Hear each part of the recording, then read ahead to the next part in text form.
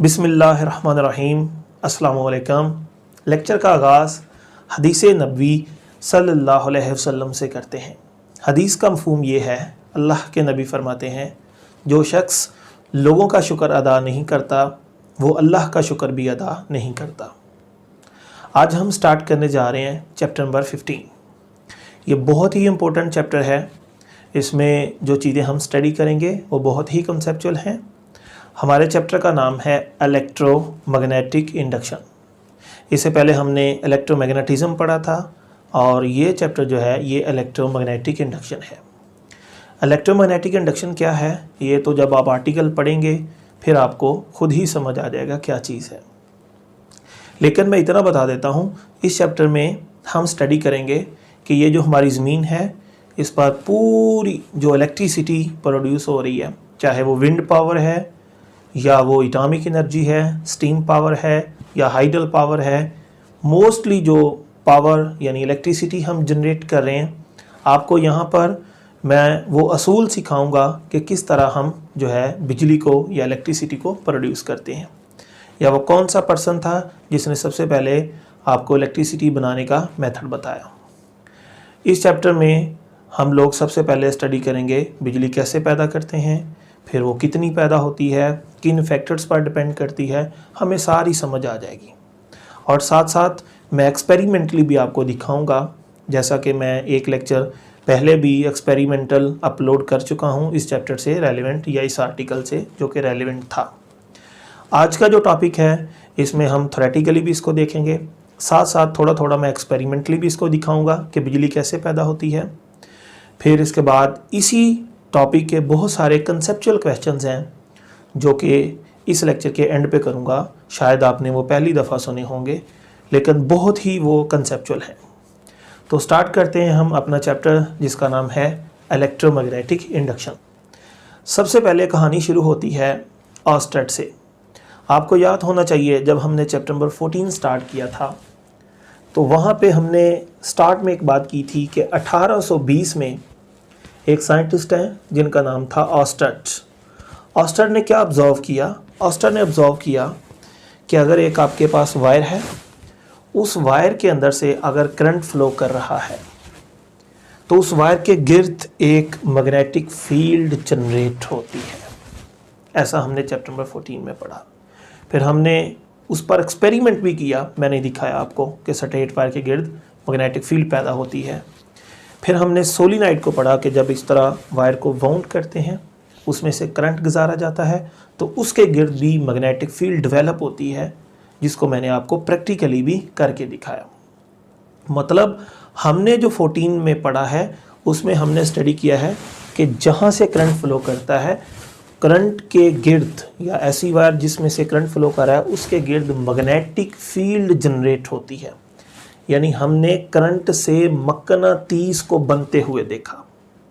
ठीक है, तो ये बात को मैंने यहाँ बोर्ड पर लिखा कि 1820 में ऑस्टेड ने ऑब्जर्व किया करंट प्रोड्यूसर्स मैग्नेटिक फील्ड, जो कि मैंने यहाँ पे दिखाया है कि जब भी किसी वायर से करंट गुजरेगा तो करंट की वजह से मकनातीस यानी मैग्नेटिक फील्ड जनरेट होगी। ये बात है सन 1820 की।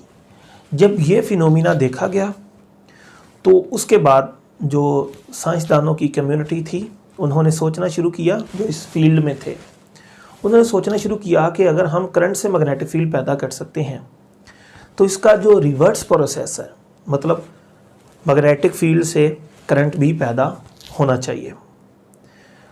अब सारे साइंसदान जो इस फील्ड के थे उन्होंने ऐसा प्रोसेस तलाश करना शुरू कर दिया जिसमें हम मैग्नेटिक फील्ड से करंट बना सकें। क्यों बनाना चाहते थे?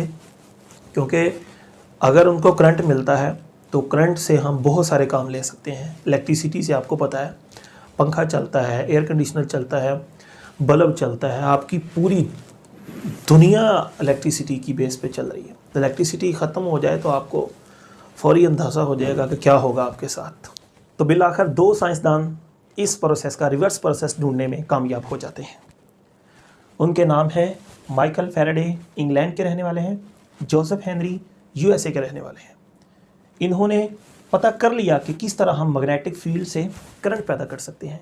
किस तरह हम मकनातीस से बिजली पैदा कर सकते हैं।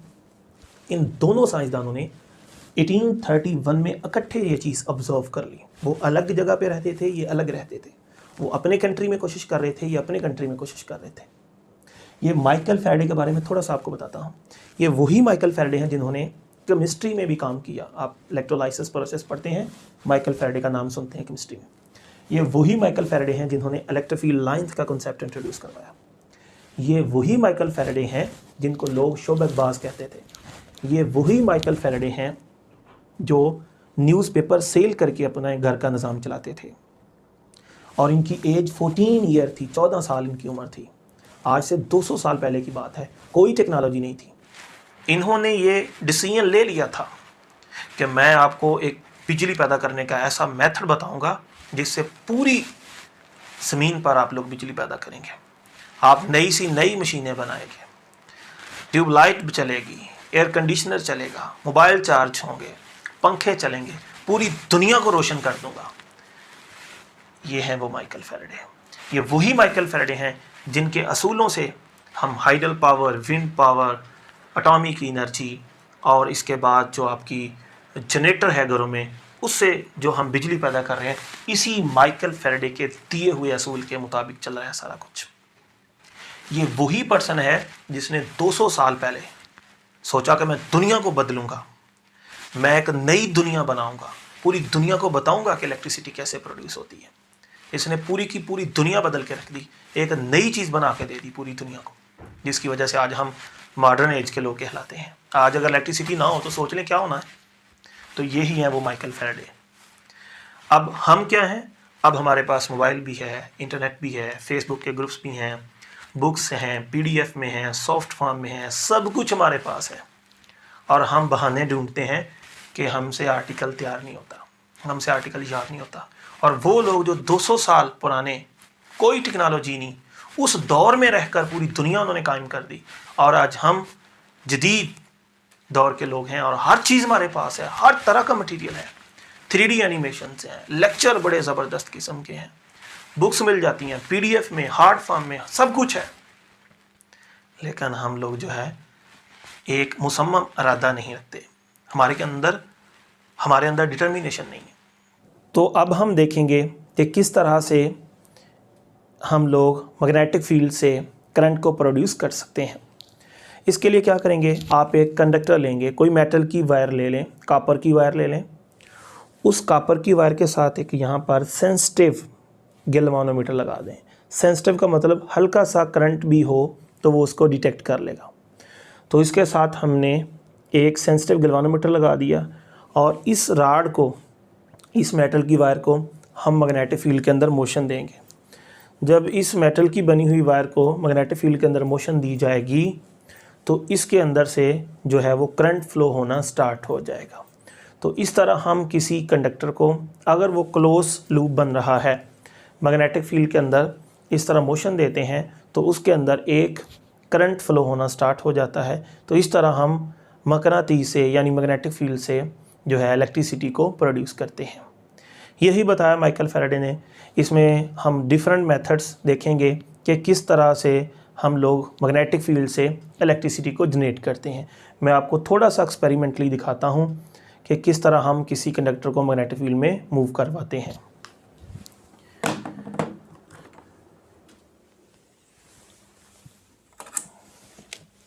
ये मेरे पास यहाँ पर मैग्नेट है। इस मैग्नेट के ऊपर मैंने ये रख दिया एक बोर्ड, ताकि मैं यहाँ कंडक्टर को आसानी से मूव करवा सकूँ। ये मेरे पास कंडक्टर है, एक वायर है ये। इसके साथ मैंने LEDs लगाई हुई हैं, यानी लाइटें लगाई हुई हैं। लाइटें इसलिए लगाई कि अगर ये लाइट रोशन हो जाती है, इसका मतलब यहाँ पे करंट फ्लो कर रहा है। मैंने गैल्वानोमीटर नहीं लगाया। अब ये मैग्नेट के आसपास इसको मैं मूव कराऊंगा और आप देखेंगे ये लाइट्स कैसे रोशन होती हैं।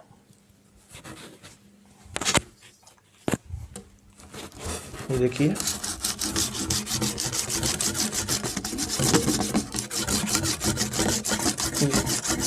मैं इस कंडक्टर को मैग्नेटिक फील्ड में मोशन दे रहा हूँ। जब मोशन नहीं देता कोई यहाँ पे लाइट रोशन नहीं होती।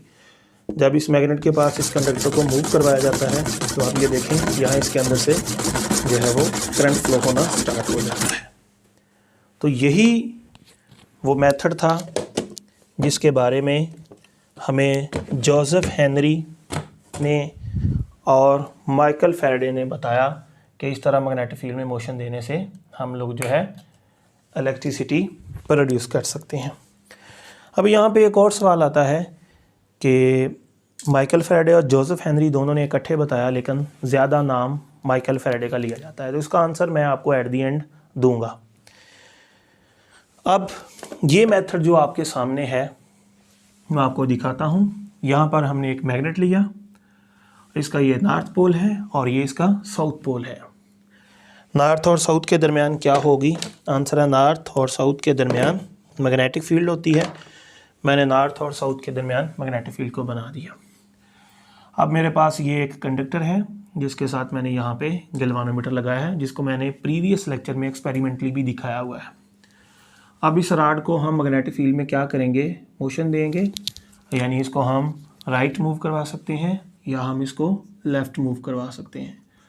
तो जब आप इसको इसमें मोशन देंगे तो इस मोशन की वजह से यहाँ गैल्वानोमीटर पे डिफ्लेक्शन आना स्टार्ट हो जाएगी। तो ये एक चीज़ ऑब्जर्व की गई कि मोशन की वजह से इसके अंदर जो है वो करंट फ्लो होना स्टार्ट होता है।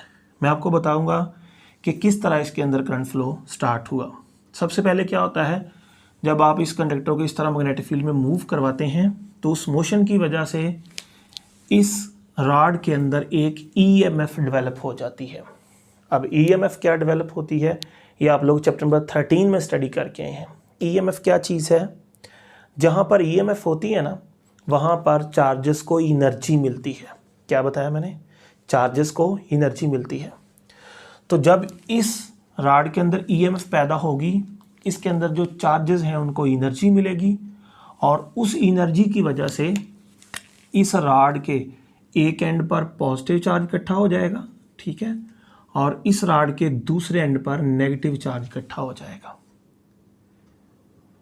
और ये वाला टर्मिनल जो है हाई पोटेंशियल पे चला जाएगा, ये वाला टर्मिनल लो पोटेंशियल पे चला जाएगा और यहाँ पर एक पोटेंशियल का डिफरेंस क्रिएट हो जाएगा, जिसकी वजह से अगर सर्किट क्लोज है तो इसमें से करंट फ्लो होना स्टार्ट हो जाएगा। मैंने यहाँ पे लिख दिया, जब हम उसको मोशन देते हैं, मूव करवाते हैं मैग्नेटिक फील्ड में, वहाँ पर एक ईएमएफ इंड्यूस होती है। ईएमएफ क्या है? Work done per unit charge, जो कि आप चैप्टर नंबर 13 में तफसील से स्टडी करके आए हैं। और जहाँ पर ईएमएफ होती है वहाँ चार्जेस पर वर्क होता है और उस वर्क की वजह से पॉजिटिव चार्ज एक एंड पे इकट्ठे हो जाते हैं और नेगेटिव चार्ज उस रॉड के दूसरे एंड पे इकट्ठे हो जाते हैं।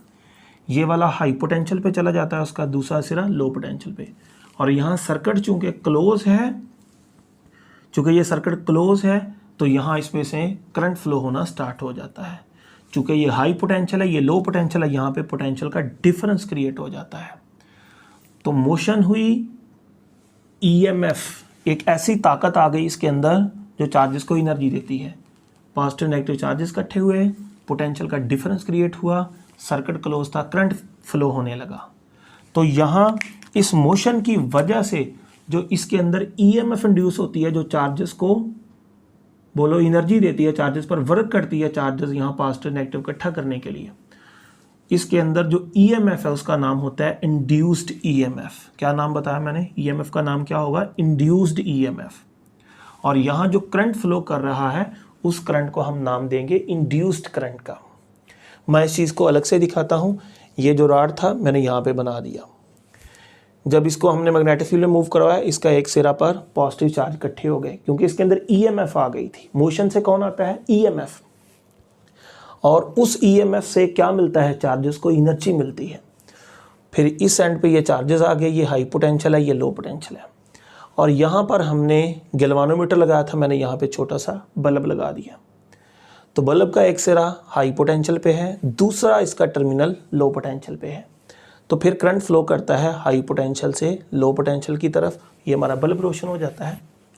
आप यहाँ बल्ब की बजाय पंखा लगा सकते हैं, आप यहाँ ट्यूबलाइट लगा सकते हैं, मोबाइल चार्जर लगा सकते हैं, कोई भी चीज़ यहाँ पर लगाकर आप उससे इलेक्ट्रिसिटी हासिल कर सकते हैं। तो ये था एक सिंपल सा मेथड कि किस तरह हम मैग्नेटिक फील्ड से इलेक्ट्रिसिटी को प्रोड्यूस कर सकते हैं। इसके बाद एक चीज़ और ऑब्जर्व की गई कि अगर हम लोग इस लूप को राइट मूव करवाते हैं, इस तरफ यानी मूव करवाते हैं, तो करंट जिस डायरेक्शन में पैदा होता है अगर उसको हम इस तरफ मूव करवाएंगे करंट उससे अपोजिट डायरेक्शन में पैदा हो जाएगा। फॉर एग्जांपल मैंने इसको राइट डायरेक्शन में मूव करवाया, ये टर्मिनल पे पॉजिटिव चार्ज आया और इस पे नेगेटिव आया और करंट फ्लो कर रहा है पॉजिटिव टू नेगेटिव यानी एंटी क्लॉकवाइज डायरेक्शन में। अगर मैं इसको इस तरफ पुल करता हूँ, अपनी तरफ खींचता हूँ, तो ये वाले पे नेगेटिव चार्ज इकट्ठा होगा, यहाँ पर पॉजिटिव चार्ज इकट्ठा होगा और जो करंट फ्लो होगा आपको पता है पॉजिटिव टू नेगेटिव लेते हैं, तो करंट की डायरेक्शन जो है वो अब ये पॉजिटिव है, इस पॉजिटिव से इसकी तरफ होगी और करंट की डायरेक्शन क्या होगी, क्लॉकवाइज। तो याद रख लो, अगर हम लोग डायरेक्शन ऑफ मोशन जो लूप की है उसको चेंज करते हैं तो करंट की डायरेक्शन भी चेंज हो जाती है। करंट क्लॉकवाइज था, एंटी क्लॉकवाइज हो जाएगा, अगर एंटी क्लॉकवाइज है तो क्लॉकवाइज हो जाएगा। वो आपसे सवाल पूछता है कि हमने ऐसे लूप को पुश किया, करंट क्लॉकवाइज पैदा हुआ, अगर पुल करते हैं तो करंट एंटी क्लॉकवाइज पैदा होगा। ये भी एक्सपेरिमेंटली ऑब्जर्व किया गया। अब ये मैं आपके साथ सिर्फ ऑब्जर्वेशंस डिस्कस कर रहा हूँ, क्या क्या ऑब्जर्व किया गया वो डिस्कस कर रहा हूँ, इनके पीछे क्या लॉजिक्स हैं, इसके अंदर आखिर क्या होता है, इस तरह मोशन देने से क्या चीज़ होती है, वो चीज़ मैं एट दी एंड जो है आपके साथ शेयर करूँगा कि ये क्या होता है। पहले तो मैं ऑब्जर्वेशन आपके साथ डिस्कस कर रहा हूँ कि क्या क्या मेथड्स हैं जिनसे हम इस तरह इंड्यूस्ड ईएमएफ या इंड्यूस करंट जो है वो पैदा कर सकते हैं। अब नेक्स्ट चीज़ देखिए, आपके पास यहाँ पर मैंने जो करंट की डायरेक्शन उसको शो कर दिया कि अगर आप इस तरफ मूव करवाते हैं तो for example anti clockwise direction में करंट फ्लो करता है, अगर इस तरफ मूव करवाएंगे तो करंट की डायरेक्शन जो है वो क्लॉकवाइज होगी। अब हमें नेक्स्ट देखना है कि यहाँ इसके अंदर जो ईएमएफ पैदा होती है, यहाँ पर जो ईएमएफ पैदा होती है, आपको पता है ईएमएफ का यूनिट क्या होता है, work done per unit charge यानी वोल्ट होता है, ये पहले भी स्टडी कर चुके हैं। ईएमएफ हमें ज़्यादा पैदा करनी है। मैंने माइकल फैराडे से सवाल किया कि मेरे को ज़्यादा ईएमएफ पैदा करनी है, मैं ज़्यादा वोल्टेज पैदा करना चाहता हूँ, मैंने लाइफ को ज़्यादा एंजॉय करना है, मैंने अपने घर में 100 बल्ब चलाना है, मैंने 500 बल्ब चलाना है, मेरे को ज़्यादा ईएमएफ की ज़रूरत है, मैं ज़्यादा ईएमएफ कैसे पैदा कर सकता हूँ। तो उसने यहाँ पे जो था इसके बारे में बताया कि ईएमएफ किन चीज़ों पर डिपेंड करती है, हम ईएमएफ को कैसे ज़्यादा या कम कर सकते हैं। अब हम इस चीज़ को देखेंगे। सबसे पहला फैक्टर है कि जितनी ज़्यादा स्पीड से आप लूप को मोशन देंगे उतनी ईएमएफ ज़्यादा पैदा होगी। आप ज़ाहिर है जितनी ज़्यादा स्पीड देंगे आपको उतना ज़्यादा ताकत का इस्तेमाल करना पड़ेगा और समझ लो उतनी ईएमएफ ज़्यादा पैदा होगी। ठीक है, ये ऑब्जर्वेशंस बता रहा हूँ। फिर जितनी मैग्नेटिक फील्ड आपने बाहर से जो मैग्नेट लगाया है, जितनी स्ट्रॉन्ग उसकी मैग्नेटिक फील्ड होगी, समझ लो उतनी ईएमएफ, उतने ज़्यादा वोल्ट पैदा होगी। अगर आपने वहाँ पर कॉइल यूज़ की है, यानी एक टर्न था वहाँ पर, सिंगल टर्न था, आप एक टर्न और लगाइए, एक टर्न और लगाइए, एक और लगाइए एंड सो ऑन। जितने ज़्यादा आप वहाँ पे लूप्स बनाओगे, हर लूप की अलग अलग होगी। जैसे आपके पास क्लास में एक बच्चा है, उससे आप पैसे लेते हैं तो थोड़े मिलेंगे, 2 बच्चों से ज़्यादा मिलेंगे, 3 बच्चों से उससे ज़्यादा मिलेंगे। जितने ज़्यादा बच्चों को इन्वॉल्व करोगे उतने ज़्यादा पैसे मिलते जाएंगे। इधर भी जितने नंबर ऑफ़ टर्न ज़्यादा होंगे उतने ज़्यादा लूप से इन्वॉल्व हो जाएंगे, उतनी ज़्यादा ईएमएफ आपको मिलेगी। इसके बाद एक और पॉइंट है जो बुक पे नहीं लिखा हुआ, ईएमएफ इस बात पे भी डिपेंड करती है कि वो जो कॉइल, वो जो आपका लूप था, वो किसके ऊपर आपने वाउंड किया है। यानी ये जो आपने कॉइल है ये किस मटेरियल के ऊपर लपेटी हुई है, किस मटेरियल के ऊपर वाउंड की हुई है। अगर आपके पास कोई ऐसा मटेरियल है जिसकी परमीएबिलिटी बहुत ज़्यादा है, तो जितनी परमीएबिलिटी ज़्यादा वाले मटेरियल के ऊपर आपने वो अपनी कॉइल को लपेटा होगा, लूप को, समझ लो उतनी ईएमएफ ज़्यादा पैदा होगी। तो ये 4 फैक्टर्स थे जिनके ऊपर आपकी जो ईएमएफ है वो डिपेंड करती है। अगर आप 5 टर्न देते हैं तो आपकी 100 वोल्ट ईएमएफ पैदा होती है। 10 टर्न देने से ईएमएफ जो है वो 200 वोल्ट डेवलप हो जाएगी। तो जितनी ये चीज़ें आप बढ़ाते जाओगे समझ लो ईएमएफ उतने ज़्यादा वोल्ट बनती जाएगी। तो ये चीज़ें भी हमें बता दी कि किस तरह हम ज़्यादा ईएमएफ पैदा कर सकते हैं, और हमने एक्सपेरिमेंटली उसको ज़्यादा स्पीड से मूव करवा के देखा और ऐसा ही था, ज़्यादा लाइट रोशन हो रही थी। हमने नंबर ऑफ़ टर्न ज़्यादा बढ़ा के देखे तो तब भी ईएमएफ बढ़ गई। मैग्नेटिक फील्ड ज़्यादा करके देखी तो ऐसा हुआ। तो जो चीज़ें यहाँ पे लिखी थी इनको आप एक्सपेरिमेंटली भी देख सकते हैं कि ऐसा ही होता है। अब ये नेक्स्ट चीज़ देखिएगा, फॉर एग्जांपल यहाँ पर ये जो कंडक्टर था जिसमें ईएमएफ पैदा हुई थी, जहाँ पर पोटेंशियल का डिफरेंस डेवलप हुआ था, इसके साथ हमने यहाँ पे एक बल्ब लगाया जिस बल्ब की रेजिस्टेंस कितनी है R। मैंने यहाँ पे लिख दिया इस बल्ब की रेजिस्टेंस कितनी है R, यहाँ मेंशन कर दिया। और ये जो कंडक्टर था जिसको हम मोशन करवा रहे थे मैग्नेटिक फील्ड में, मैंने यहाँ पे बना दिया। अब ये इसका हाई पोटेंशियल है, ये इसका लो पोटेंशियल है, और करंट फ्लो कर रहा है हाई से लो की तरफ। ठीक है, करंट हमेशा जो हम डायरेक्शन लेते हैं हाई पोटेंशियल से लो पोटेंशियल की तरफ लेते हैं। तो एज पर रूटीन हमने उस तरह करंट की डायरेक्शन को मेंशन कर दिया। अब मुझे बताइए कि इस रेजिस्टेंस से गुजरने वाला करंट कितना है, ओहम्स लॉ से बताइए मुझे, ओहम्स लॉ से। तो ओहम्स कहता है कि करंट बराबर होता है potential difference divided by resistance. तो मैंने यहाँ पे लिख दिया कि ये जो इसके अंदर से करंट फ्लो कर रहा है वो यहाँ पर जो इस रेजिस्टेंस को जितना पोटेंशियल डिफरेंस मिला वो डिवाइडेड बाई जितनी इसकी रेजिस्टेंस है। ठीक है, फिर अगला सवाल है कि यहाँ पर जो पोटेंशियल का डिफरेंस मिला है इन दो पॉइंट्स पर, मैं इनके नाम लिख देता हूँ, ये पॉइंट लिख लें A, ये पॉइंट B। यहाँ पर जितना पोटेंशियल का डिफरेंस मिला है वो कहाँ से मिला है, आंसर है यहाँ से मिला है। यानी जितना यहाँ पर पोटेंशियल डिफरेंस है उतना ही यहाँ पर पोटेंशियल डिफरेंस है। और बेटा ये वही रॉड है जिसके अंदर क्या है, ईएमएफ डेवलप हुई है, जिसकी वजह से यहाँ पॉजिटिव नेगेटिव चार्जेस इकट्ठे हुए हैं।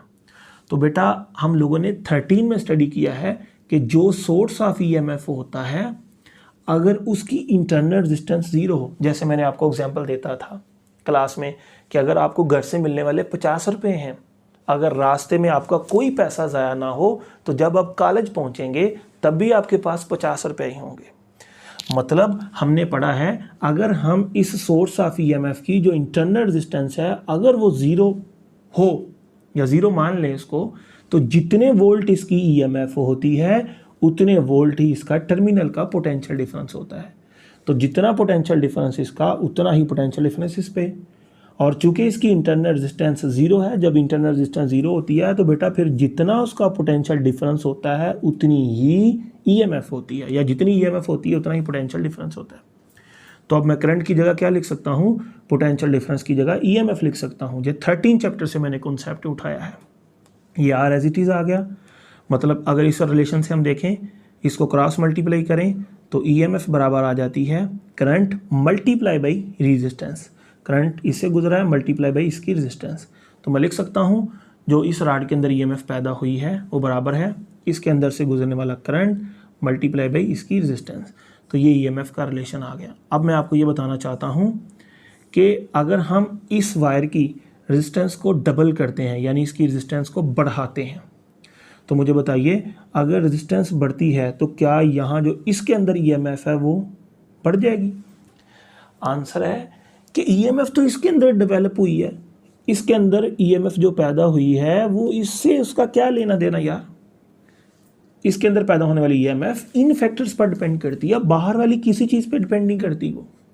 लेकिन ये रिलेशन से देख के लग रहा है कि अगर इसकी रेजिस्टेंस ज़्यादा होगी तो ईएमएफ ज़्यादा होगी। दिखने में ऐसा है, ये एक धोखा है, इल्यूजन है एक। कैसे सर, ये बढ़ेगा तो ये भी बढ़ेगी।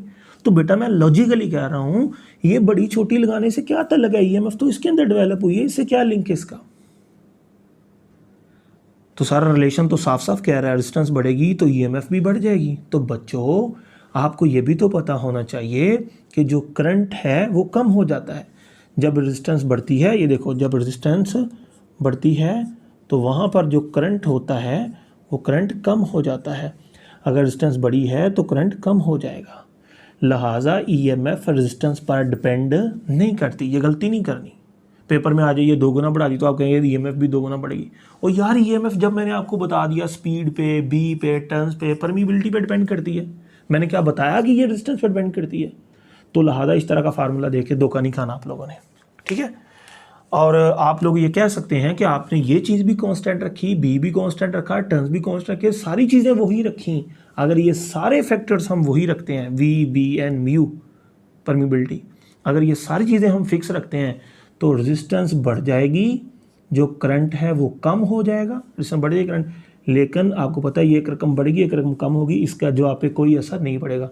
तो आपकी जो ईएमएफ है ये क्या रहेगी, ये कांस्टेंट रहेगी। ये एक इंपॉर्टेंट एमसीक्यूज है, इसको बेटा आप याद रखिएगा, पेपर में आपसे पूछ सकता है, ठीक है। तो यहाँ पे मैंने लिख दिया EMF does not depend upon resistance, ये वाली रेजिस्टेंस पर ईएमएफ डिपेंड नहीं करती। ईएमएफ की डिपेंडेंसी सिर्फ इन्हीं फैक्टर्स पर है। अगर आपको ज़्यादा वोल्ट ईएमएफ पैदा करनी है, ज़्यादा वोल्टेज जनरेट करना चाहते हैं, तो इन फैक्टर्स पर गौर कीजिए। ज़्यादा स्पीड से मोशन दीजिए, ज़्यादा मैग्नेटिक फील्ड लगाइए भाइयों, ज़्यादा टर्न्स दीजिए, वायर पे पैसा लगाइए, ज़्यादा वायर खरीदें, ज़्यादा टर्न दें, उतनी ईएमएफ ज़्यादा। आयरन यूज़ करें, परमिबिलिटी जो होती है आयरन की बहुत ज़्यादा परमिबिलिटी होती है, आयरन यूज़ करें, आयरन के ऊपर कॉइल को वाउंड करें, तो फिर ज़्यादा ईएमएफ पैदा हो सकती है। नेक्स्ट बेटा हम और चीज़ें देखेंगे कि किस तरह से हम और भी जो मेथड्स हैं इसको पैदा करने के, उसको हम देखते हैं। और ये जो हम ईएमएफ की बात कर रहे थे बेटा, इसको इंड्यूस्ड ईएमएफ कहते हैं, याद रख लो। इसको जो करंट यहाँ पर हम देखते हैं इसको हम इंड्यूस्ड करंट कहते हैं, और ये वर्ड सिर्फ यहाँ ही यूज़ होता है। हम बिजली सूरज से भी पैदा कर सकते हैं, सनलाइट से, हम जो है इलेक्ट्रिसिटी केमिकल से भी पैदा करते हैं, हम इलेक्ट्रिसिटी को थर्मोकपल से भी पैदा करते हैं, लेकिन वर्ड जो इंड्यूस का यूज़ होता है वो सिर्फ यहाँ पर ही है। जब हम मैग्नेटिक फील्ड की वजह से ऐसे जो इलेक्ट्रिसिटी जनरेट करते हैं, करंट जनरेट करते हैं या ईएमएफ जनरेट करते हैं, तब वर्ड इंड्यूस यूज़ होता है। और यही फिनोमिना जिसमें हम मैग्नेटिक फील्ड से बिजली पैदा करते हैं, मैग्नेटिक फील्ड के अंदर कंडक्टर को मूव करवा के, या जो भी यहाँ पे काम होता है मैं आपको एट द एंड बताऊँगा। और इस मेथड से जो इलेक्ट्रिसिटी प्रोड्यूस होती है इसको हम बोलते हैं, इस फिनोमिना का नाम होता है इलेक्ट्रोमैग्नेटिक इंडक्शन। इलेक्ट्रो का मतलब चार्ज या करंट, मैग्नेटिक मकनातीस, इंडक्शन का मतलब पैदा होना, यानी चार्जेस का मैग्नेटिक फील्ड की वजह से पैदा होना। ये चार्जेस ही पैदा हुए हैं, यहाँ पे पॉजिटिव चार्ज पैदा हुआ है, मतलब आता है, पैदा नहीं होता चार्ज। यहाँ पे पॉजिटिव चार्ज आता है, यहाँ पे नेगेटिव आता है, तो फिर ये हाई पोटेंशियल, ये लो पोटेंशियल, और इसकी वजह से करंट फ्लो करता है। तो ये पॉजिटिव और नेगेटिव का यहाँ पे डेवलप हो जाना, पोटेंशियल डिफरेंस का आ जाना, इसके अंदर ईएमएफ का आ जाना, ये वाला जो फिनोमिना है जो हम मैग्नेटिक फील्ड की वजह से सारा कुछ करवा रहे हैं, इस फिनोमिने को हम बोलते हैं इलेक्ट्रोमैग्नेटिक इंडक्शन। इसकी डेफिनेशन एट दी एंड में आपको अच्छी सी, ये तो मैंने एक रफ सी डेफिनेशन की है, एक अच्छी तरह से इसको डिफाइन करूँगा। अब बच्चों हम देखते हैं और कौन से मेथड्स हैं। मैं जस्ट ऑब्जर्वेशन शेयर कर रहा हूँ, अभी तक मैंने इसके पीछे कॉन्सेप्ट नहीं बताया आपको, एट दी एंड बताऊँगा। ये बेटा आपके पास एक कॉइल है, ये मैं आपको भी एक्सपेरिमेंटली भी करके दिखाता हूँ। ये आपके पास एक कॉइल है और इस कॉइल के बाहर एक बार मैग्नेट पड़ा हुआ है, और इस बार मैग्नेट की यहाँ पे आपको पता है ग्रीन कलर में मैंने शो की है मैग्नेटिक फील्ड। हम इस बार मैग्नेट को left right right left right left move करवाएंगे। जब हम इसको राइट लेफ्ट इस तरह मूव करवाते हैं तो हम देखते हैं यहाँ पर जो कॉइल के साथ गैल्वानोमीटर अटैच किया गया है इसके अंदर डिफ्लेक्शन आ जाती है, ये सुई जो है घूम जाती है। अगर हम इसको राइट भेजते हैं तो मिसाल के तौर पर करंट क्लॉकवाइज पैदा होता है, अगर मैग्नेट को हम लेफ्ट खींचते हैं तो करंट एंटी क्लॉकवाइज पैदा होता है। इसको हम एक्सपेरिमेंटली भी देख सकते हैं, मैं आपको दिखाता हूं अभी कि कॉइल के अंदर इस तरह मैग्नेट की मोशन से इसके अंदर ईएमएफ जनरेट होती है। तो याद रख लो कि आप लोग कॉइल को यहाँ पे रेस्ट में रखिए, किसको मूव करवाइए, मैग्नेट को मूव करवाइए, तो तब भी इसके अंदर ईएमएफ पैदा हो जाती है और फिर इसके अंदर से करंट फ्लो होना स्टार्ट होता है। इसको भी आप देख सकते हैं।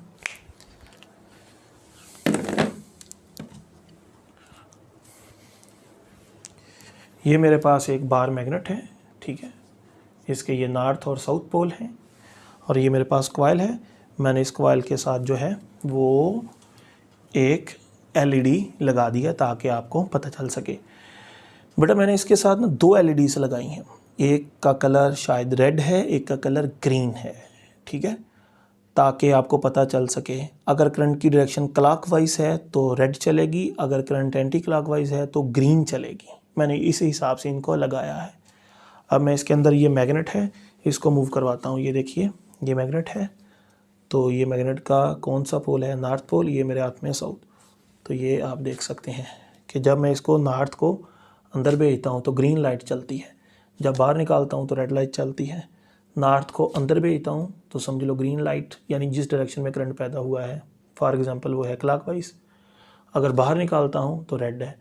तो मतलब मैग्नेट की अगर इस तरफ मोशन से करंट क्लॉकवाइज है तो इस तरफ मोशन से करंट एंटी क्लॉकवाइज है। तो याद रख लो, ये भी एक आपका इंपॉर्टेंट एमसीक्यूज है कि डायरेक्शन ऑफ मोशन चेंज होने से डायरेक्शन ऑफ करंट भी चेंज हो जाती है, जिसको इंडिकेट करने के लिए मैंने डिफरेंट कलर की लाइट जो थी उनका यूज़ किया। तो आप इसको ऐसे मसलसल मूव करते रहेंगे, तो जब ये इसके तरफ मैग्नेट जाता है तो करंट जिस डायरेक्शन में है, तो जब बाहर ये मूव करता है तो करंट उसकी अपोजिट डायरेक्शन में डेवलप होता है। आप इसको ऐसे देख सकते हैं, ठीक है जी। अब एक और चीज़ देखिए, एक और ऑब्जर्व कीजिए। एक तो करंट की डायरेक्शन चेंज होती है पुश करने से, जो डायरेक्शन है पुल करने से उसके अपोजिट है। एक डायरेक्शन पुश और पुल यानी डायरेक्शन ऑफ मोशन से चेंज होती है। एक और तरह से भी करंट की डायरेक्शन चेंज हो जाती है, वो देखिए। अब देखिए ये कौन सा पोल है, आंसर है ये हमारे पास नॉर्थ पोल है।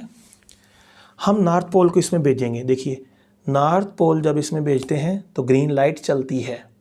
नॉर्थ पोल के भेजने से ग्रीन लाइट, ये देखें ग्रीन लाइट रोशन होती है। अगर हम डायरेक्शन ऑफ मोशन यही रखें, बस मैग्नेट का जो पोल है वो बदल दें। अब मैं इस तरफ कौन सा पोल करने लगा हूँ, साउथ पोल, तो ये देखिए रेड लाइट चलती है। अगर मोशन की डायरेक्शन यही है, नॉर्थ को भेजता हूँ तो ग्रीन है, इस तरफ साउथ को भेजता हूँ तो रेड है। मतलब ये कि अगर हम डायरेक्शन ऑफ मोशन चेंज करते हैं तो भी डायरेक्शन ऑफ करंट चेंज हो जाती है। अगर हम डायरेक्शन ऑफ मोशन इधर ही रखें, सिर्फ इसका पोल चेंज कर दें, नॉर्थ इधर भेजने की बजाय आप साउथ इधर भेज दें, तो जिस डायरेक्शन में नॉर्थ के भेजने से करंट पैदा हुआ है, साउथ के भेजने से करंट की डायरेक्शन जो है वो उलट हो जाएगी। तो इस तरह आपके पास दो मेथड्स होते हैं करंट की डायरेक्शन चेंज करने के। इसके अलावा भी हो सकते हैं, यहाँ पे मैंने आपके साथ दो मेथड्स को डिस्कस किया। अब यहाँ पर कॉइल स्टेशनरी थी, मैग्नेट मोशन में था, तो आपने खुद आंखों से देखा कि इसके अंदर जो था वो ईएमएफ पैदा होती है, जिसकी वजह से ये लाइट्स जो हैं वो रोशन हो रही हैं।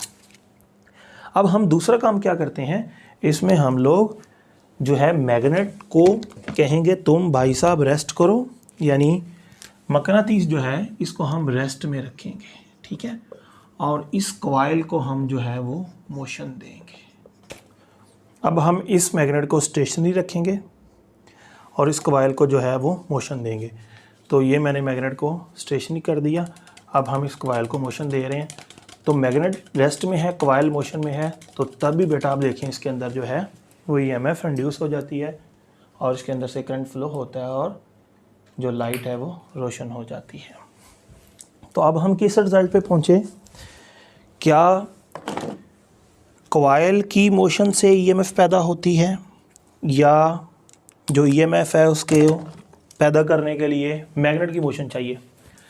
आंसर है कि आप लोग कॉइल को रेस्ट में रखें, मैग्नेट को मोशन दे लें, या मैग्नेट को रेस्ट में रखें, कॉइल को मोशन दे लें, यानी दोनों के दरमियान रिलेटिव मोशन होनी चाहिए।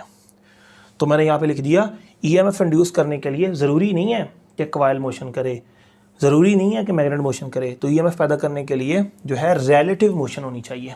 अगर ये कॉइल है तो मैग्नेट मोशन करे, या ये मैग्नेट है तो कॉइल इसके हिसाब से मोशन करे। मैं मिसाल देता हूँ, ये रेस्ट में, ये भी रेस्ट में है, कोई ईएमएफ नहीं पैदा होगी। ये रेस्ट में है, ये मोशन में है, ईएमएफ पैदा होगी। ये रेस्ट में है, ये मोशन में है, ईएमएफ पैदा होगी। ये दोनों एक ही स्पीड से चल रहे हैं, तो ये चल तो रहे हैं लेकिन इनके दरमियान कोई रिलेटिव मोशन नहीं है, तो कोई ईएमएफ नहीं पैदा होगी। अगर दोनों एक ही स्पीड से चल रहे हैं तो इनके दरमियान रिलेटिव मोशन ज़ीरो है, इसमें कोई ईएमएफ पैदा नहीं होगी। एक और मेथड भी है, आप लोग इसको कॉइल को 10 की स्पीड से चलाइए और ये जो मैग्नेट है इसको 11 की स्पीड से चलाइए। ये 10 की स्पीड से चल रही है 11, तो ये 10 की स्पीड से है, ये 11 की स्पीड से। तो आप देखेंगे अब इनके दरमियान रिलेटिव मोशन है। अगर ये 10 ये भी 10, इनके दरमियान कोई रिलेटिव मोशन नहीं है।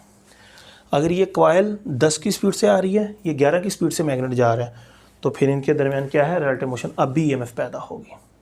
तो ईएमएफ पैदा करने के लिए यहाँ पर जो आपने इस केस में देखा वो क्या ज़रूरी था, आंसर है ज़रूरी है कि दोनों के दरमियान रिलेटिव मोशन होनी चाहिए। कॉइल के हिसाब से मैग्नेट मोशन में हो या मैग्नेट के लिहाज से कॉइल मोशन करे, इस तरह हम लोग ईएमएफ पैदा कर सकते हैं। अब फर्दर हम एक और मेथड देखते हैं। वो कौन सा मेथड है कि आपके पास ये कॉइल है जिसको मैंने एक्सपेरिमेंटली पिछले लेक्चर में दिखाया है। आपके पास ये बिल्कुल एक सर्कुलर कॉइल है। इस कॉइल के साथ यहाँ पे हमने गैल्वानोमीटर अटैच कर दिया। अब आप क्या करेंगे, इस कॉइल को एक थंब से, अंगूठे से इधर से पकड़ लेंगे और एक इधर से पकड़ लेंगे। ठीक है, ये गोल कॉइल इधर से पकड़ लिया, इधर से इसको पकड़ के आप ऐसे डिस्टॉर्ट करेंगे, मसक करेंगे, इसको ऐसे खींचेंगे, फिर इसको इधर दबाएंगे, ऐसे खींचेंगे, इधर दबाएंगे, यानी उस लूप को हम गोल शेप से इस शेप में ले जाएंगे, दबाने से इस शेप में ले जाएंगे। हम उस गोल लूप को कभी बंद करेंगे, कभी खोलेंगे, कभी बंद करेंगे, कभी खोलेंगे। ये चीज़ यहाँ पे है, फोर्स लगाएंगे तो इसकी शेप, चूँकि ये जो है ऐसे फोर्स लगाने से ये बंद हो जाएगा, तो इसकी शेप जो है वो कुछ इस तरह की बन जाएगी। जब हम इसको ऐसे दबाएंगे तो इसकी शेप जो है कुछ इस तरह बन जाएगी। इसको बोलते हैं डिस्टॉर्ट करना। हम कॉइल की डिस्टॉर्शन करेंगे, मसक करेंगे, उसका एरिया बंद करेंगे, उसका एरिया खोलेंगे, यानी उसका एरिया कम करेंगे, ज़्यादा करेंगे, कम करेंगे, ज़्यादा करेंगे। तो इस तरह उस कॉइल को डिस्टॉर्ट करने से, उसकी शेप ख़राब करने से, उसका एरिया कम ज़्यादा करने से भी, अब देखिए ये बिल्कुल गोल थी, इसका कितना बड़ा एरिया था। जब हमने इसको ऐसे बंद कर दिया तो इसका एरिया कम हो गया। जब हमने इसको ऐसे खींच दिया तो भी इसका एरिया कम हो गया। तो हम इसका एरिया ज़्यादा कम करके भी इसके अंदर क्या पैदा कर सकते हैं, ईएमएफ। अब एक और मेथड सीखिए कि किस तरह हम ईएमएफ पैदा कर सकते हैं। इसमें हमारे पास ये ग्रीन कलर से जो आपको दिख रही है ये मैग्नेटिक फील्ड है इनटू द प्लेन, और ये हमारे पास एक सर्कुलर कॉइल है जिसमें बहुत ज़्यादा नंबर ऑफ टर्न्स हैं। इसके साथ हमने एक गैल्वानोमीटर लगा दिया ताकि पता चलाया जा सके ये करंट फ्लो कर रहा है या नहीं। और इस कॉइल के साथ यहाँ पे हमने एक शाफ्ट लगाई, यानी एक ऐसे एक बड़ी सी वायर लगा दी या ऐसे एक शाफ्ट लगा दी। इसको हम इस हिसाब से एडजस्ट करते हैं कि यहाँ पे बेरिंग्स लगे होते हैं, ठीक है, यहाँ पे बेरिंग्स लगे होते हैं, यहाँ पे हमने हैंडल बनाया। अब हम इसको क्या कर सकते हैं, ऐसे गोल गोल घुमा सकते हैं। हम कॉइल को यहाँ पे रोटेट करवाएंगे, मैग्नेटिक फील्ड के अंदर कॉइल को गोल गोल घुमाएंगे। तो जब हमने इस कॉइल को मैग्नेटिक फील्ड में रोटेशन दी ऐसे हाथ से पकड़ के, तो इसके गैल्वानोमीटर के अंदर भी डिफ्लेक्शन आ गई। तो ये आपने एक और मेथड सीखा कि किस तरह कॉइल को मैग्नेटिक फील्ड के अंदर घुमाने से भी आप लोग वहाँ पे ईएमएफ या करंट को प्रोड्यूस कर सकते हैं। अब यही वो मेथड है जिसकी वजह से हम पूरी दुनिया में जो इलेक्ट्रिसिटी है वो प्रोड्यूस कर रहे हैं। आप लोगों ने यहाँ पर खुद से घुमाने की बजाय यहाँ पे आप एक पंखा लगाइए, बड़ा सा टरबाइन लगाइए यहाँ पे, और एक बड़ा सा पानी का स्टोरेज बनाइए, यानी डैम बनाइए, और उस डैम से पानी जब नीचे चलेगा तो पानी ऐसे नीचे गिरेगा। बीच में आप इस पंखे को लगा दें, जब पानी नीचे गिरेगा पंखा घूमेगा, जब पंखा घूमेगा कॉइल घूमेगी, कॉइल घूमेगी, यहाँ पे आपकी ईएमएफ पैदा हो जाएगी। और यहाँ हम बड़ी बड़ी वायर्स डाल के हर गांव में, हर शहर में बिजली बेच देंगे। ये थी हाइडल पावर, इसी से पैदा करते हैं। अगर आपको विंड पावर करनी है, कुछ इलाके ऐसे होते हैं जहाँ पे हर टाइम हवा चलती है, आप बड़ा सा पंखा लगा के ऊपर करें उसको, जब हवा चलेगी पंखा घूमेगा, पंखा जब घूमेगा कॉइल घूमेगी, कॉइल घूमेगी, बिजली पैदा होगी। इसको बोलते हैं विंड पावर। फिर पूरे शहर का हमने कूड़ा करकट इकट्ठा किया, इकट्ठा करके आग जलाई, आग जलाने के बाद पानी गर्म किया, स्टीम पैदा हुई, स्टीम के प्रेशर से पंखा घूमता है, कॉइल घूमती है, ईएमएफ पैदा होती है, बिजली पैदा होती है। इसको हम बोलते हैं स्टीम पावर। फिर हमने एटॉमिक एनर्जी में फिशन रिएक्शन करवाया, उससे एनर्जी मिली, पानी को गर्म किया, स्टीम पैदा की, स्टीम के प्रेशर से पंखा घुमाया, कॉइल घूमती है, बिजली पैदा होती है। फिर हमारे पास एक मोटर बाइक का या कार का, मोटरसाइकिल या कार का इंजन लिया। मोटरसाइकिल या कार में क्या होता है, पिस्टन होता है, रिंग होता है, आपको सारा पता है फर्स्ट ईयर में। उसकी वजह से चक्का गोल गोल घूमता है, ऐसे ही है। हमने वहाँ मोटरसाइकिल के इंजन में जो हमने चीज़ लगानी थी, चक्का घुमाना था, फासला तय करना था, सफ़र करना था, हमने वही मोटरसाइकिल के इंजन को कहा कि तुम यहाँ चक्के को नहीं घुमाओगे, बल्कि उस इंजन का कनेक्शन हमने इस कॉइल से कर दिया कि तुम हमारी कॉइल को घुमाओगे। तो इसको हम बोलते हैं इलेक्ट्रिक जनरेटर, जो आपके घरों में मौजूद है। जिसमें आप पेट्रोल डालते हैं या गैस की मदद से वो जनरेटर चलता है, वो असल में मोटरसाइकिल का या कार का इंजन ही होता है जिसका काम चक्के को घुमाना है। तो हम चक्का नहीं लगाते अपने घरों में, जो जनरेटर है वो सेम मोटरसाइकिल वाला इंजन है, हम वहाँ पे क्या लगा देते हैं, इस तरह की बड़ी सी कॉइल और मैग्नेटिक फील्ड लगा देते हैं। और आपके घरों में ये जो जनरेटर होता है उसके अंदर भी यही असूल है। तो आपके पास जो इलेक्ट्रिसिटी पैदा करने वाला जनरेटर होता है उसके अंदर यही तरीकाकार इस्तेमाल होता है। Wind power, hydel power, steam energy, steam power, atomic energy, सारे इसी मेथड से हम कर रहे हैं। आप खुद भी हाथ से पकड़ के घुमा के बिजली पैदा कर सकते हैं। मेरी इस पर एक अलग से भी वीडियो बनी हुई है, आप उसमें भी देख सकते हैं, जिसमें मैंने ये काम दिखाया हुआ है। तो यही है वो माइकल फैराडे का मेथड जिसकी वजह से पूरी रूए ज़मीन पर जो है बिजली पैदा की जा रही है। सबसे ज़्यादा फेमस मेथड ये है। अब हमें ये देखना है कि ये जो इलेक्ट्रिसिटी प्रोड्यूस हो रही है आखिर इसके अंदर क्या वजह है, इसके पीछे क्या लॉजिक है जिसकी वजह से हम ये इलेक्ट्रिसिटी को प्रोड्यूस कर रहे हैं। अब हमें इसके पीछे लॉजिक को समझना है। तो इसके लिए यार आप लोगों को चैप्टर नंबर 14 आना चाहिए। चैप्टर नंबर 14 में आपने एक आर्टिकल पढ़ा था मैग्नेटिक फ्लक्स का। अब फैराडे से हमने पूछा यार ये जो आप कह रहे हैं कभी कॉइल को घुमाओ, कभी उसको डिस्टॉर्ट करो, कभी कहते हैं मैग्नेट को मूव कराओ, सब के अंदर आखिर क्या है, कोई ऐसी बेसिक रीज़न बताओ जिसकी वजह से ये सारा काम होता है। अब इसके अलावा और भी मेथड हैं, वो मैं आपके साथ डिस्कस करूँगा, 1 2 3 मेथड और हैं। लेकिन अभी आपको मुझे बताना है कि आखिर इन सब एक्टिविटीज़ के पीछे चल क्या रहा है। आखिर वो ये सारे जो ड्रामे हमसे करवाए जा रहे हैं, आखिर इन ड्रामों के पीछे लॉजिक क्या है, हमसे क्या करवाया जा रहा है, इस मोशन करवाने में क्या छुपा हुआ है, ये जो एक्शन किए हैं इन एक्शन के अंदर बिहाइंड सीन क्या है, हमें बिहाइंड सीन जानना है। तो माइकल फैराडे ने बताया, जोसेफ हेनरी नहीं बता सका, इसीलिए जोसेफ हेनरी इतना मशहूर नहीं हुआ। माइकल फैराडे ने बताया कि किसी भी लूप पे लगने वाला जो फ्लक्स होता है वो मैग्नेटिक इंडक्शन मल्टीप्लाई बाय उसका एरिया, और यहाँ पे ये cos थीटा। और आपको पता होना चाहिए थीटा जो एंगल है ये मैग्नेटिक फील्ड के दरमियान होता है और ये वेक्टर एरिया के दरमियान होता है। फैराडे ने कहा कि अगर आप किसी लूप पर, कोई भी आपकी जो कॉइल है, लूप है, उस पे लगने वाला अगर फ्लक्स चेंज होगा, क्या बोला उसने, अगर उस पे लगने वाला आप लोग फ्लक्स चेंज कर दो, अगर फ्लक्स उस पे लगने वाला चेंज हो जाएगा तो फ्लक्स के चेंज की वजह से फिर उसके अंदर ईएमएफ पैदा होती है। फ्लक्स के चेंज की वजह से वहाँ पोटेंशियल डिफरेंस क्रिएट होता है। फ्लक्स का चेंज ही असल चीज़ है, फ्लक्स के चेंज से ही आपकी इलेक्ट्रिसिटी जो है वो प्रोड्यूस होगी। तो हमने पूछा फ्लक्स का फार्मूला क्या है, उसने बोला BA cos ऑफ थीटा। आप लोग फ्लक्स को चेंज कर सकते हैं कितने मेथड से। नंबर 1, आप वहाँ पे मैग्नेटिक फील्ड की वैल्यू चेंज कर सकते हैं, बढ़ा सकते हैं या कम कर सकते हैं, फ्लक्स चेंज हो जाएगा। आप वहाँ लूप का एरिया बढ़ा सकते हैं, कम कर सकते हैं, जिसकी वजह से फ्लक्स चेंज हो जाएगा। आप वहाँ पे एंगल को बढ़ा सकते हैं या कम कर सकते हैं, फ्लक्स चेंज हो जाएगा। तो आपके पास उसने फ्लक्स का फार्मूला रख दिया कि फ्लक्स का फार्मूला आपके सामने है, आप इस फार्मूले को समझिए और देखिए फ्लक्स किस तरह से चेंज हो सकता है। तो हमने कहा ये तो यार ये किसी भी तरह से हम फ्लक्स चेंज कर सकते हैं। तो फिर ये जो आपके साथ मेथड डिस्कस किए हैं, आप किसी भी मेथड को उठा के देखिए, हर मेथड में फ्लक्स चेंज होता हुआ आपको दिखाई देगा। मैं आपको दिखाता हूँ, ये जो मोशन है दरअसल ये आपके पास एक लूप है। जब ये लूप बाहर होता है, इसका जो एरिया है मैग्नेटिक फील्ड में बिल्कुल भी नहीं है।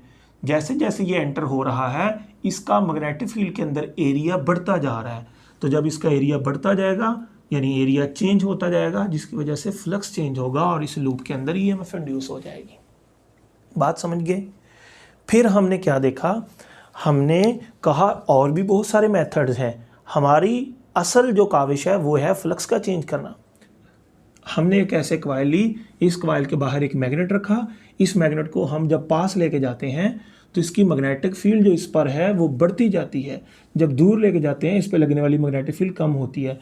तो इस तरह पास या दूर ले जाने से इस पर लगने वाली मैग्नेटिक फील्ड बढ़ती है या कम होती है, मतलब मैग्नेटिक फील्ड चेंज होती है, इस पर लगने वाला फ्लक्स चेंज होता है। जब फ्लक्स चेंज होता है तो इसके अंदर ईएमएफ आ जाती है।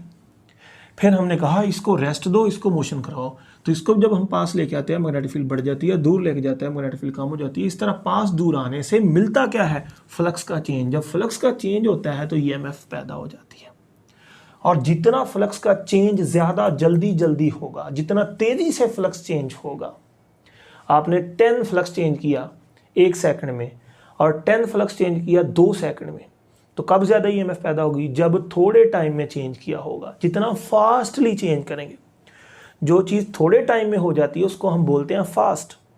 तो अगर आप 10 का फ्लक्स चेंज करो 2 सेकंड में तो थोड़ी ईएमएफ पैदा होगी, और 10 का ही चेंज 1 सेकंड में कर दो तो ज़्यादा ईएमएफ पैदा होगी, और वही 10 का फ्लक्स आप आधे सेकंड में चेंज कर दो, उससे भी ज़्यादा ईएमएफ पैदा हो जाएगी। तो फ्लक्स का चेंज जितना जल्दी होगा उतनी ईएमएफ भी ज़्यादा पैदा होगी। अब इस मेथड में आइए। इस मेथड में देखिए क्या था डिस्टॉर्शन ऑफ कॉइल में। डिस्टॉर्शन ऑफ कॉइल में हम क्या करते थे?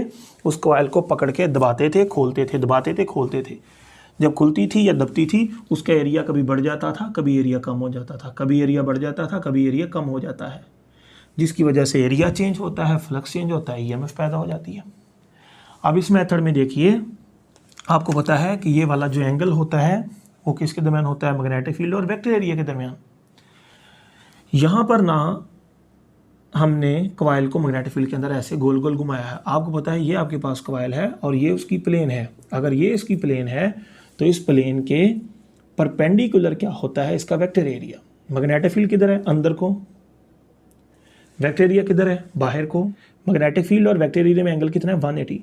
जब ये कॉइल घूमती है तो फिर इसका वेक्टर एरिया इधर हो जाता है, फिर इसका वेक्टर एरिया इधर हो जाता है, फिर इसका वेक्टर एरिया इधर। जैसे जैसे कॉइल घूमती है तो इसका वेक्टर एरिया इस डायरेक्शन में, फिर इस डायरेक्शन में, फिर इस डायरेक्शन में। इसके वेक्टर एरिया की डायरेक्शन चेंज होती है। जब वेक्टर एरिया की डायरेक्शन चेंज होती है तो मैग्नेटिक फील्ड और वेक्टर एरिया में एंगल चेंज होता है। जब एंगल चेंज होता है तो फ्लक्स चेंज होता है। तो यहाँ पर फ्लक्स में change due to change of angle आया, यहाँ पे फ्लक्स का change due to change of area आया, यहाँ फ्लक्स का change due to change of magnetic field आया। और सबसे पहले केस में यहाँ पर फ्लक्स का change due to change of area आता है कि जितना एरिया इसका ज़्यादा इन्वॉल्व होगा उसके अंदर, समझ लो उतनी मैग्नेटिक फ्लक्स ज़्यादा होगा, जितना एरिया कम होगा उतना मैग्नेटिक फ्लक्स कम होगा। तो इस तरह और भी बहुत सारे मेथड्स हैं, 2-3 मेथड और हैं जिनको हम नेक्स्ट लेक्चर में डिस्कस करेंगे, जिसमें आप देखेंगे कि उनके अंदर भी आप लोग एक ही चीज़ देखेंगे। वो मेथड्स डिफरेंट हैं लेकिन काम उनमें भी एक ही है। कौन सा वो काम है जिससे ईएमएफ पैदा होती है? आंसर है due to change of flux. तो अब मैं लास्ट पे डिफाइन करता हूँ कि इलेक्ट्रोमैग्नेटिक इंडक्शन एक ऐसा फिनोमिना है जिसमें हम इलेक्ट्रिसिटी या करंट कह लो या ईएमएफ कह लो, जिसको हम पैदा करते हैं due to change of magnetic flux, that is called electromagnetic induction. बात समझ गए? और due to change of flux जो ईएमएफ पैदा या करंट पैदा होता है उसको बोलते हैं इंड्यूस्ड करंट, और ये फिनोमिना कहलाता है इलेक्ट्रोमैग्नेटिक इंडक्शन। तो अब ये लेक्चर थोड़ा सा बाकी है जिसको हम नेक्स्ट वीडियो में देखेंगे, जिसमें 2-3 मेथड्स और डिस्कस करेंगे। लेकिन मैंने सारा जो इसका फंडामेंटल प्रिंसिपल था, जो इसके पीछे कॉन्सेप्ट थे, वो डिस्कस कर लिए। लेकिन जो नेक्स्ट लेक्चर होगा उसके एंड पर मैं आपके साथ जो है काफ़ी ज़्यादा कंसेप्चुअल क्वेश्चंस जो है वो शेयर करूँगा, जो एमडी कैट में भी पूछे जाते हैं, लेकिन वो बहुत ही मज़े के क्वेश्चंस होंगे। तो आज के लिए इतना ही। अल्लाह हाफिज़।